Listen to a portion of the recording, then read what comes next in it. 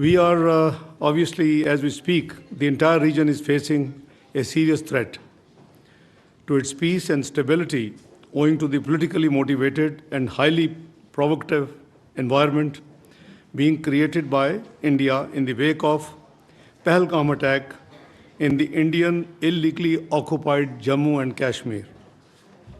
The purpose of this interaction is to brief you about these developments and to share Pakistan's concerns at the highly irresponsible and destabilizing Indian actions and statements.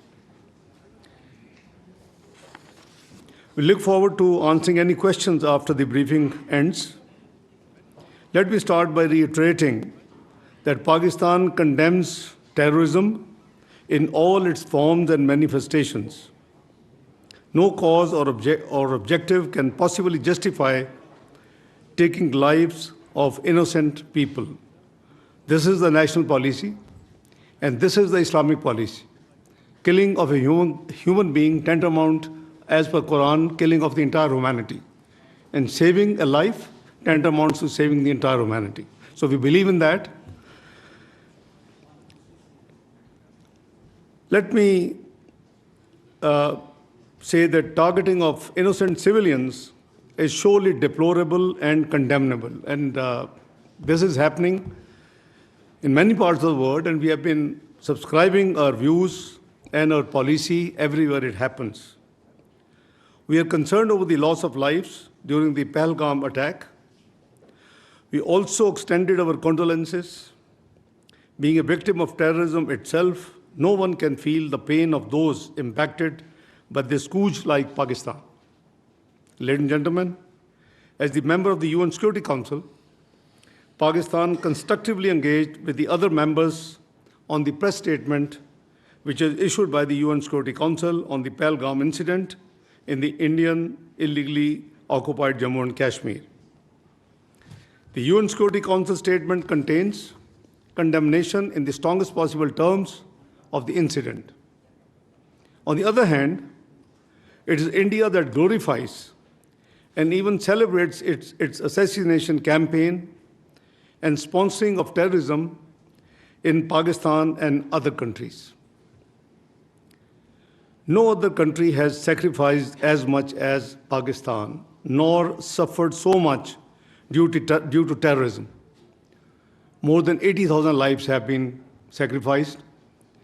Economic losses of about over $150 billion have been incurred. And in totality, the impact, the economic and the indirect losses add up to close to $500 billion. We have been working closely with the international community to address this common threat. Since 22nd of April, Foreign Office has been actively involved and in interacting with the international community.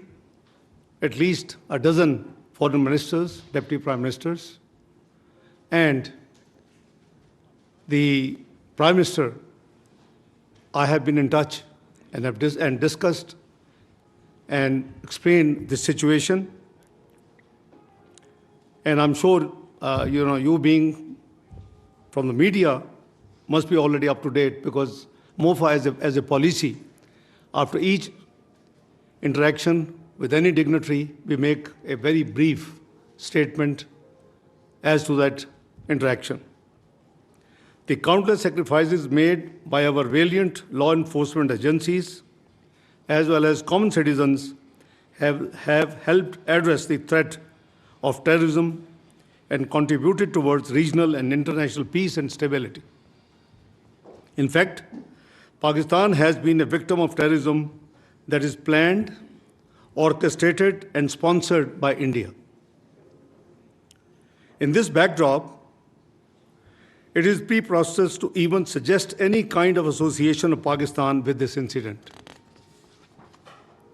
The hype that is created on each and every incident in India seems to be deliberate and choreographed. It is unfortunate that India continues to weaponize unsubstantiated accusations and allegations as part of its disinformation strategy for narrow political ends. This is not the first time that India has resorted to such tactics. They have done it before and they have resorted again to the same what they did in Pulwama incident and earlier ones. In fact, this has now become a very familiar template aimed at diverting attention from India's inability to suppress the inalienable right of the Kashmiris to self-determination, its security failures in illegally Indian-occupied Jammu and Kashmir, as well as its decades-long state terrorism and oppression. To distract the international community's attention from the horrors of what's happening in the Indian illegally held Kashmir, India deliberately raises tensions with Pakistan. A durable solution for India lies in focusing on its internal problems instead of raising fingers on other countries. India has been deploying the allegations of terrorism to achieve a strategic objective for long. India has a history of using the excuse of terrorism for introducing draconian laws to suppress the innocent Kashmiris in the Indian illegally occupied Jammu and Kashmir and to defy the UN Security Council resolutions, bilateral agreements, and international law. A case in point being India's illegal and unilateral actions of 5th of August 2019 reminds us of the blatant violation of the relevant UN Security Council resolutions and the Fourth Geneva Convention, as well as India's own commitments. India needs to explain why such incidents usually coincide with high-profile visits. Please make no mistake, the root cause of instability and conflict in South Asia is the unresolved and long-festering Jammu and Kashmir dispute. India's illegal occupation of the Indian illegally occupied Jammu and Kashmir in stark violation of the UN Security Council resolutions and grave violations of the human rights must remain a matter of grave concern for the international community. At the same time, all such incidents are used to whip up domestic political sentiment for narrow political gains. We remain extremely concerned at the very vitriolic highly against the Kashmiris and the Indian Muslims. Indian media and political leaders are directing a similar discourse against Pakistan. This highly irresponsible ploy for narrow objective gains is dragging the entire region towards extreme instability. India made allegations against Pakistan after the Pahalgam attack without an iota of evidence and with such dramatic speed. Pakistan has nothing to do with it, and we have said so right from the beginning, and I repeat, Pakistan has nothing to do with Pahalgam incident, period. We demand an independent and transparent probe by neutral investigators as announced by the Prime Minister of Pakistan, Muhammad Shahbaz Sharif. Any TORs in this regard should be credible and mutually agreed. Pakistan has neither any connection to it, as I explained, nor is the potential beneficiary. At a time when Pakistan economy is stabilizing and we are making significant progress against terrorism, we need to question why this situation is being created by India all of a sudden and what is the motivation behind it. The actions that India has announced after its Cabinet Committee on Security are illegal and highly irresponsible. Holding in abeyance of the Indus Water Treaty is unilateral and illegal. There are no such provisions in the treaty. It cannot be amended without consensus.